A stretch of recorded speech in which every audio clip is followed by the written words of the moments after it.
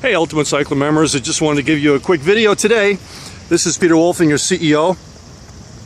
And I've been looking in the reports and I see a number of people doing what we call a team build, T-E-A-M build.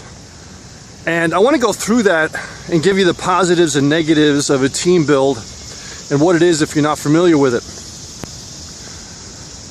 Now, in network marketing, generally, you sponsor people directly and you work with them to be successful. And you help them build your group or build their group as well. Now in a team build, it's a team concept. Together, everyone achieves more. That's the acronym for team, T-E-A-M. Together, everyone achieves more. And there's different configurations to a team build, but essentially, you're working as a group and people are situated into the team build, into positions in the team build to work it systematically. Now that's all well and good. Okay, I'm going to give you the negatives of a team build. Okay, and then we'll end up on a positive note. And this is just through years of experience and years of seeing team builds. Okay, so the negative of a team build.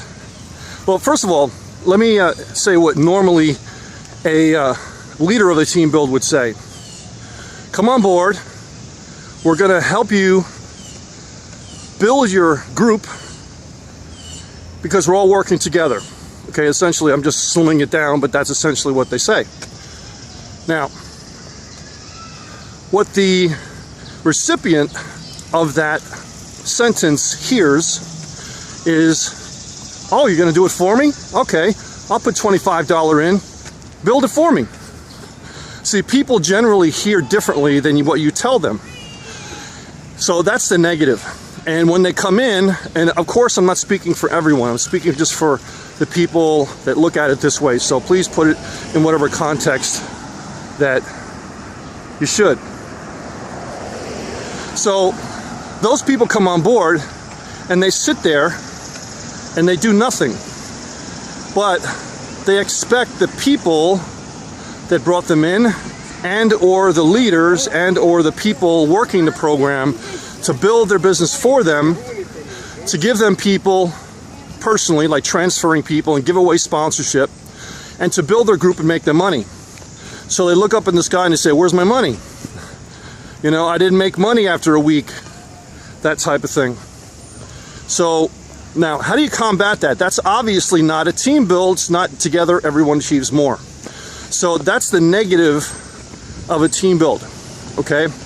Now, how do you combat that if you're a member of a team build, especially if you're a leader of the team build? The way you combat that is when you first speak to the person, you make sure specifically that they understand exactly what you're saying. Maybe you make them repeat back to you what you said, okay? Now, this is what I would say if I was doing a team build. Okay? I would say, hey John, you know, we're working together with some very highly successful people in Ultimate Cycler. And we're working to build our group in a team concept. Now we're going to help you build your group. However, please don't expect to come in and have everyone do the work for you. That's not a team concept. That's an I concept. Okay, there's no I in team. And we work together as a group to help everyone build their organization, because the energy of a team is much better than the energy of an I or an individual. Does that make sense? Great. So if he says yes, so okay, again, to restate what I just said, if you come into our program to benefit from the efforts of everyone, you have to at least commit to bringing in 2 active people, not just 2 people, but 2 active people that duplicate the concept of a 2x2. Does that sound fair enough? Great. Okay, so see the difference between the conversations? Now, the positives of a team build is if everyone works as a team. If everyone commits to bringing in a minimum of 2 people, like I said, a minimum, because if you bring in more, then the overflow starts to happen and the spillover starts to happen, right? Sorry about the background noise. So the spillover happens, and what a wonderful thing, right? Spillover is a wonderful thing. Now, don't ever count on spillover. If it happens, it happens. And don't come in and, expecting for that to happen. If it happens, it happens. I never get spillover. Rarely do I get spillover. Because when I'm working a program, I'm bringing people in, I'm creating spillover, right? So I really don't even worry about that. So if it happens, it happens. So, but my point here is that if everybody commits to bringing a minimum of 2, and if many people bring in more than 2, then the spillover happens, which motivates and so on. Now, the thing you have to be aware of with spillover is if people count on that, what they do is they sit there and they say, where's my spillover? And that causes inaction in the matrix. It causes people not to work the program. And pretty much, I call it MLM welfare. People that expect spillover to happen and people that expect you to give them people. And in a team concept of people sitting there expecting you to give them people and make them money. And in my eyes, that's preaching the wrong thing. It's preaching that you're going to make money for doing nothing. And isn't that the bane of network marketing? Hey, come in, don't do anything, and you're going to make money. That's not the way network marketing is meant to work. So I'm totally 100% against that. Now, as I said, the positive is if everybody works together as a team and everybody says, listen, I'm going to do it. I'm going to do my part. I'm going to bring in at least 2, maybe more, probably more. And then that perpetuates the system, right? And let me clarify. I'm going to bring in 2 that are active in the program that are going to duplicate what I said and do the same thing as me. Because bringing in 2 people that fall in that prior category that don't do anything is really not helping much. If anything, it's slowing down the perpetuation of the matrix system with the cycling, because the other people have to compensate for the person that's not doing their part. Now, the concept of a 2x2 in a team concept is the penny doubling every single day. 1 to 2 to 4 to 8 to 16 to 32 and so on, right? So as you're working it, the beginning is, so-so, because it takes a while for the geometric progression to take hold. But as it works, my goodness, if everybody really works it and does their part, it's incredible. Everybody runs to the bank. Isn't that the way it's supposed to be, where everybody wins, not just the workers do the work and the other people sit there and collect the money? That's not networking. Okay? That's not networking, and that's not the way networking is supposed to be. Instead of having 5% do 95% of the work, imagine what it would be if 80% did a little bit. It's foolish to think that everybody's going to do a little bit. It's not going to happen. But generally, it's the 5, 10, 20% that do most of the work, and 80% don't do that much. And that's just numbers. I'm not picking on anybody. That's just the way numbers have been for hundreds of years. The 80-20 rule. Some people say it's 90-10. Some people say 95-5. So what would happen if you could flip the numbers? Now, we've structured we've structured, boy, a little Freudian slip there. We've structured Ultimate Cycler to be that anyone can achieve money. $25 is not a barrier for anybody. I'm sorry. If you say it is, you really need it more than you think you do. You should never have to say, I don't have $25, ever. And even if you say you don't have it, there's always ways to get it. Because anybody should be able to come on board. And if you're saying that, hey, I can't find anybody to join for $25, you're not working it, or you're saying too much when you do talk to someone.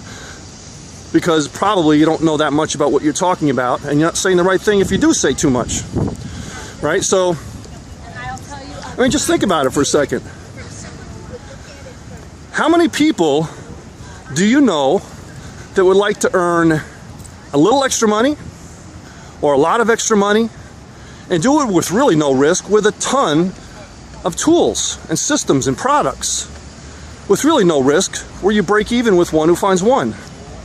How many people do you know like that have been hurt by the economy?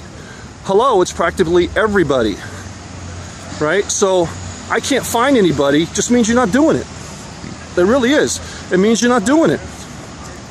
So when I hear that from people, I just totally don't believe it. I don't believe it. It's just an excuse. You know, they talk to one or two people and they're not interested, and now it's nobody's interested. You know, you just can't go through 5 or 10 people and say nobody's interested. It's just, you know, heck, it's just not right. So everybody's setting up for their business this morning. Another beautiful day here in the city. Across the country, it's supposed to get a little bit warmer. It's been actually pretty cool lately, which I love it.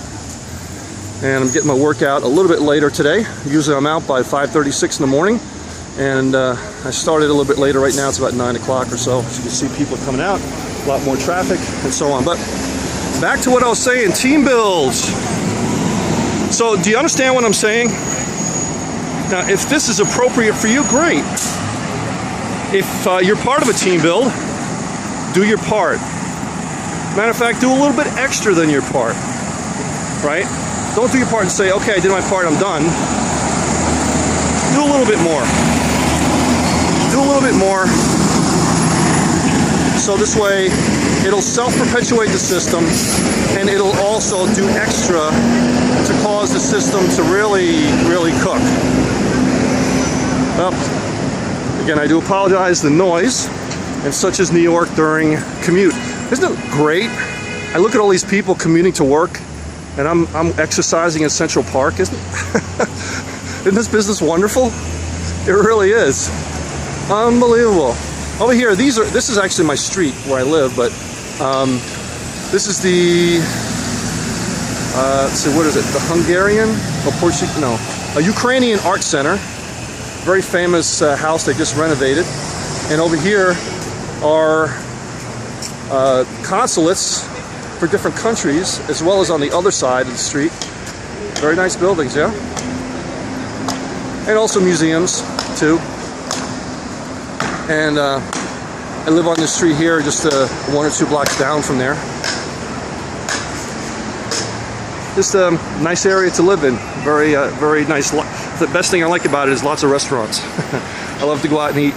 But my point was the lifestyle of being able to work when you want. Everybody else is working and I'm exercising. I don't have to worry about it, right? Because I'm making money, right? I'm making money 24/7, money heaven, right? And that's what networking is all about, making money, helping other people to make money, and lifestyle, not just the money, but lifestyle. I work when I want, as much as I want. I just happen to like what I do. Matter of fact, let me rephrase that. I love what I do, and I love to work. I work probably harder than 99.9% of the people out there, but I do it because I love it, and I love to get the stories from other people saying, hey, this is fantastic. I love Ultimate Cycler.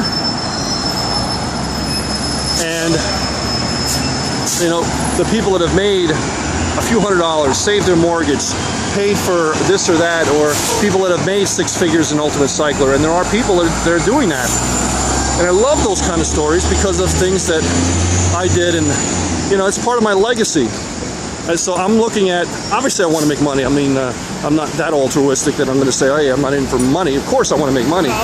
But it's more than the money too, because I found the formula of doing it so I can make money, and the members can make money, and the customers get a ton of product, and we change lives. Right? So it's a perfect balance where you don't have to be one or the other. So it's a great thing for me and for the members, for the customers, and so on, as long as you work it. So that was my video on a team build. I kind of get off the track a little bit. It all kind of ties together, I think. So if you're doing a team build or you're considering doing a team build, please take those information that I've given you to heart. It just comes through much experience and seeing other team builds that have taken off and crashed because of that main thing that I told you, is that people come in, many people come in, and they hear, you'll do it for me, not let's work it together as a team. And they expect other people to do it, and then the 5% that's really working it can't keep up with them as far as putting enough people in, and it just dies out. So it's not really a crash and burn, it's just more of a die out, because the people that are working it can't bring in enough people to support the people doing nothing. So again, the way you nip that is you clarify at the beginning what I had mentioned before, that if someone's looking to come in and get something for nothing, don't bring them in the team build, because they're going to be the first person to complain. They'll be the first person to complain, where's my money? How come you didn't put anybody in my downline? Where's my spillover? And do you need people like that? No, right? You need people that are going to say, okay, let's go for it. I'm going to bring in my 2 to 3 people right away. I'm going to work it, and I'm going to do my part. And then the sky's the limit. So, hope you enjoyed the video. Thanks a lot, everybody, for Ultimate Cycler members. This is Peter Wolfing, your CEO. Look forward to seeing you on another video. Bye for now.